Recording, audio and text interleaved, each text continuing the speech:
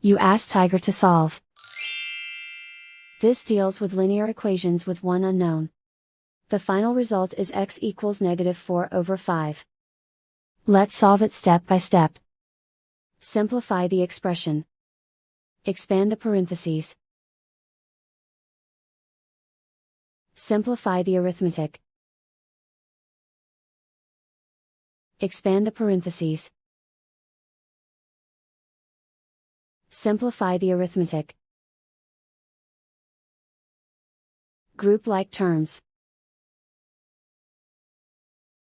Multiply the coefficients.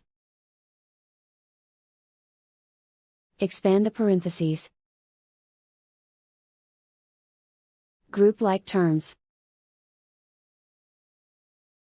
Simplify the arithmetic.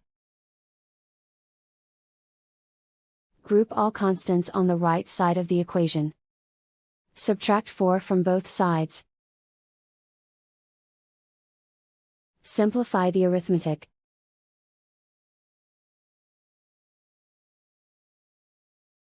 Isolate the x.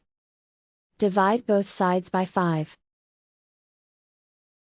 Simplify the fraction. And so the final result is x equals -4/5.